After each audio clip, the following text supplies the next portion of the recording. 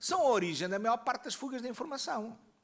Portanto, pretender que a segurança esteja, que a gente não conta o que tem, é de tarados, pá. Isto é um dos grandes argumentos hoje, a dizer, pois, a autoridade tributária não dá informação ao programa estratégico das TIC da administração pública, que está criado há 3 anos, mas que são coisas que vêm de trás. Não diz nada, não diz as suas infraestruturas. Todos os ministérios deram, menos eles. Porque é segredo. É tudo doido. Se é segredo, ponham na lei. Isto é segredo. Pronto. E não pensem mais nisso. Há coisas que são segredo. As infraestruturas que suportam o SIS, não é? As infraestruturas que suportam o Bancarnate para ali em Monsanto, são segredo. Pois claro que são. Pois claro que são. Agora, as infraestruturas para o cálculo dos impostos são um segredo? Está tudo parvo. São um segredo porque aquilo é um ecossistema fechado de empresas que estão ali a mamar há 25 anos. Bom, não quer dizer que sejam incompetentes, como eu disse, são competentes. Mas há outros aspectos extremamente interessantes nisto, que é quando eu comecei a falar do software. E esta questão, viram, que é o seguinte, e vocês vão aprender isto, uma coisa que vão de perceber, que se chama a lei das redes. A lei das redes. E que basicamente é o seguinte, eu tenho um sistema que é composto por 4 elementos que interagem. E eles estão lá. Isto tem uma certa complexidade. E tenho um sistema que é composto por 8 elementos. Tem outra complexidade. A tendência da malta é pensar que a complexidade cresce linearmente ao número de elementos que lá estão. Portanto, o que tem 8 elementos é 2 vezes mais complicado, mais complexo que o que tem 4. Errado. O crescimento de complexidade é, no mínimo, quadrático. É a diferença entre 16 e 64. E, portanto, à medida que vamos pôr novas componentes, e o que é que são novas componentes? São, novos módulos de software. O software é uma coisa viva e que se degrada, ficam a saber, hein? O software não é uma coisa estática. A gente mete lá um software e, passado 2 anos, já não é nada daquilo. Foi sujeito a alterações, uma porrada de gajos. A maior parte destas alterações, não havendo disciplina, não estão registadas, não estão documentadas. Foi para dizer, calem-se lá também. Estás a ouvir? A maior parte dessas alterações não estão documentadas, não estão registadas, em lado nenhum, na maior parte das empresas, ok? E, portanto, o que é que se passa? Passado 2 anos, a malta começa a saber muito menos sobre o que está no sistema. Há uma quantidade de componentes lá que a gente não sabe bem. Passado 10 anos, eu diria que ninguém sabe o que é que está no sistema. É o estado da maior parte das empresas. Vocês percebem o que eu estou a dizer? A maior parte das organizações não sabe os sistemas que estão a correr. Pode-vos espantar, mas é a verdade. E à medida que vamos para mais componentes, a complexidade cresce quadraticamente. Não querem saber a velocidade com que aquilo cresce. E chega um momento que os sistemas estão ingeríveis. E é o princípio do crash. Há um momento onde, de repente, aquilo, pumba, os textos que eu vos pus para vocês lerem sobre aquela lei, que agora não sei o nome, é isso mesmo. A gente está aqui num comportamento mais ou menos previsível e, de repente, chega um momento, aquilo entra aqui num ponto onde, a seguir, pim! E é imprevisível. Por isso é que eu digo, é um crash anunciado. Eu não sei quando, mas vai suceder. É como dizerem assim, em Lisboa vai haver um grande terremoto. Está escrito. Quando? É daqui a uns minutos? É daqui a 10 anos? É daqui a um século? Não sei, mas vai haver. Mas vai haver. E metade de Lisboa vai ao ar. Portanto, nós, como engenheiros, temos que fazer como aos civis. Sabe-se hoje como é que se constroem estruturas antissísmicas. Sim, que aguentam um certo nível de terremoto, não é? Até escala 8. Se for um terremoto de escala 10 ou 12, não fica nada, que os continentes mexem-se, não é? Portanto, agora, e como é que isso se faz? É tendo estruturas que não são rígidas. São estruturas que têm patins em baixo. Portanto, a terra treme e o edifício faz assim, mas não parte. As estruturas antissísmicas que há hoje, portanto, quando se vê terremotos, vê-se os edifícios da cidade todos assim, pá, e depois aquilo acaba e eles estão de pé. O que é que cai? Aquelas casas antigas, construídas com paredes de pedra, tudo aquilo muito sólido, hein? Essas é que caem. Essas é que caem.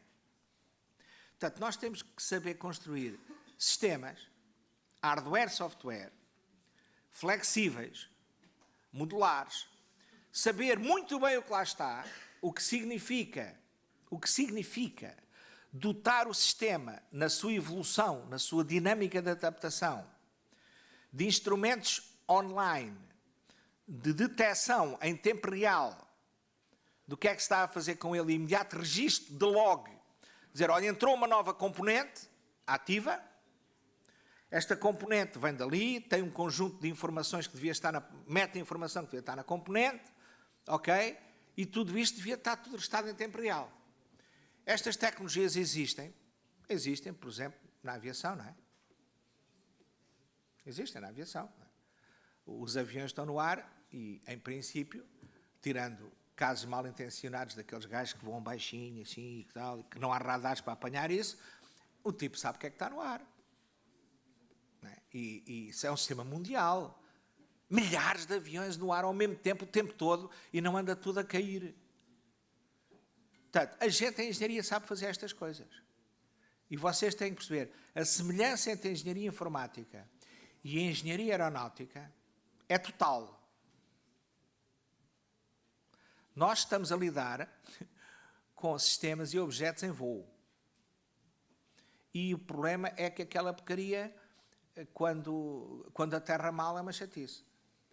Portanto, a gente tem que temos que ter instrumentos de governação, de observação, de monitorização, de atuação em tempo real, para evitar coisas graves.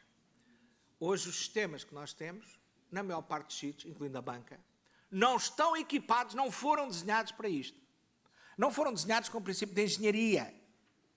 Foram desenhados com princípios artísticos, que é a base do software.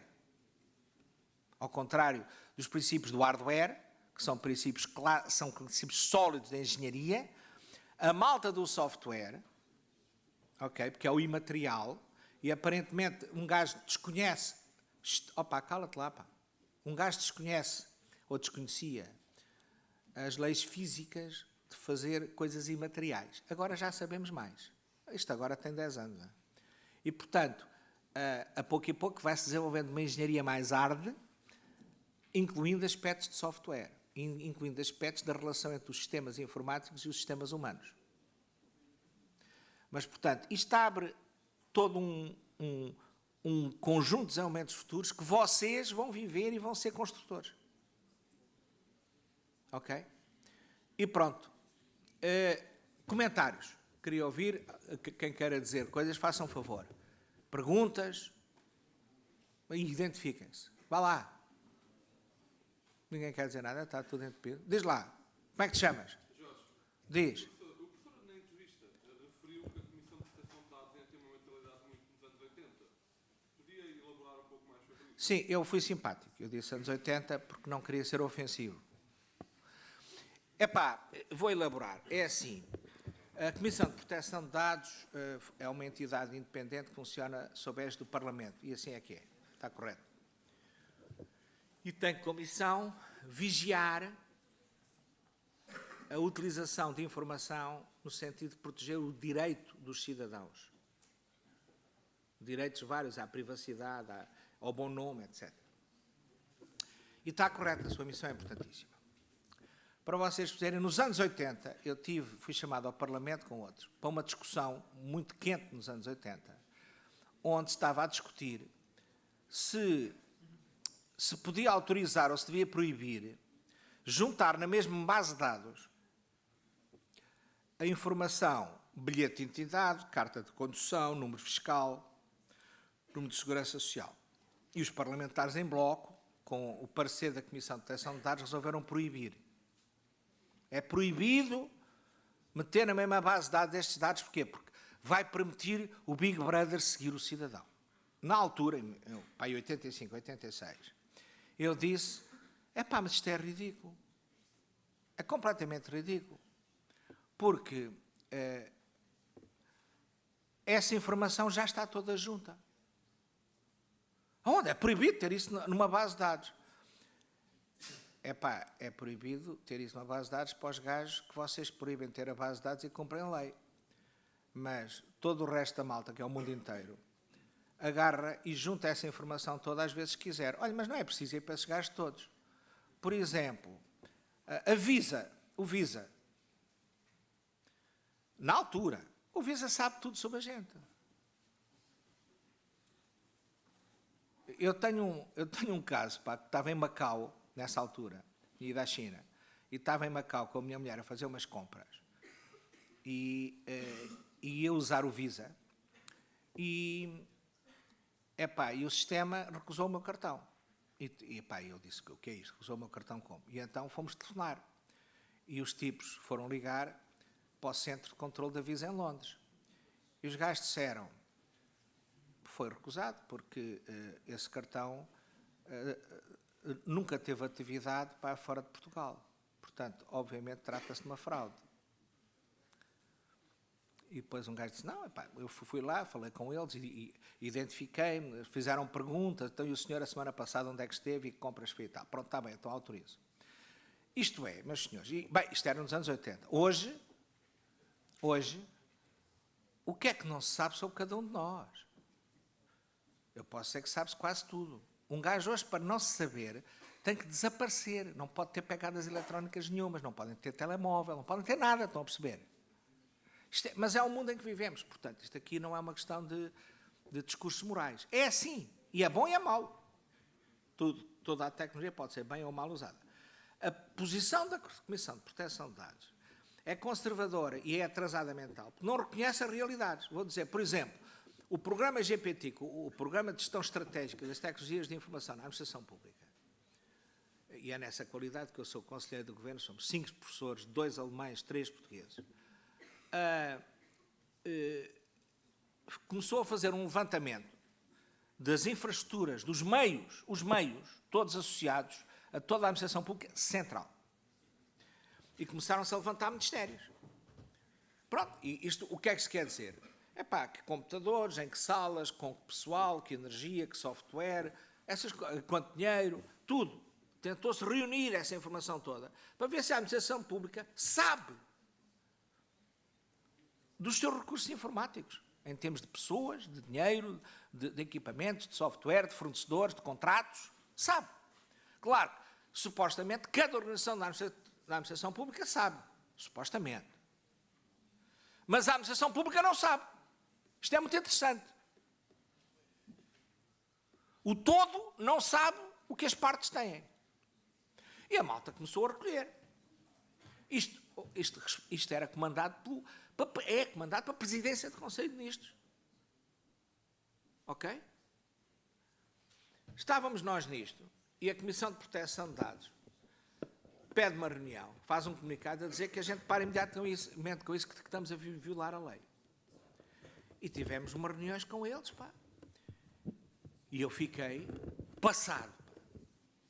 E tivemos que parar. Há 4 ministérios que a gente ainda não sabe, porque eles mandaram parar. E estamos à espera